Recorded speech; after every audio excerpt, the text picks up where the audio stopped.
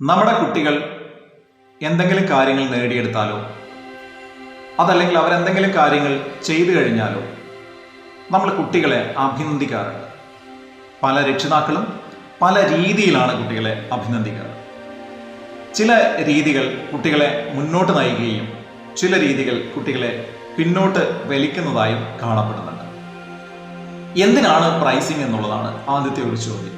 അല്ലെങ്കിൽ എന്തിനാണ് കുട്ടികളെ അഭിനന്ദിക്കുന്നത്? ഒരു കുട്ടിയെ അഭിനന്ദിക്കുന്നത് കൊണ്ട് ആ കുട്ടിക്ക് കിട്ടുന്ന ഒരുപാട് നല്ല കാര്യങ്ങളുണ്ട്. അതിൽ ഒന്നാമത്തെ കാര്യം എന്നുള്ളത് കോൺഫിഡൻസ് ആണ്.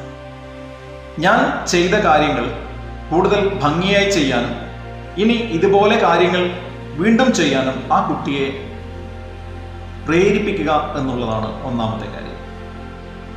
രണ്ടാമത്തെ കാര്യം എന്നുള്ളത് ചില സമയങ്ങളിൽ പരാജയപ്പെട്ടു എന്ന് തോന്നുന്ന ഇടത്തു നിന്ന് വീണ്ടും ഉയർന്നു വരാൻ വേണ്ടി ചില അഭിനന്ദന രീതികൾ കുട്ടികളെ ഹെൽപ്പ് ചെയ്യും. മറ്റൊരു കാര്യം, ഞാൻ ചെയ്ത കാര്യം ശരിയാണ് എന്നുള്ളൊരു തോന്നൽ ഉണ്ടാക്കുകയും വീണ്ടും ഞാൻ അതേ കാര്യം റിപ്പീറ്റ് ചെയ്യാൻ, വീണ്ടും വീണ്ടും ആ കാര്യങ്ങൾ ചെയ്യാൻ, അതുപോലെ പിന്തുടരാൻ ആ കുട്ടിയെ പ്രേരിപ്പിക്കുന്നതും ഇതേ ഘടകം തന്നെയാണ്.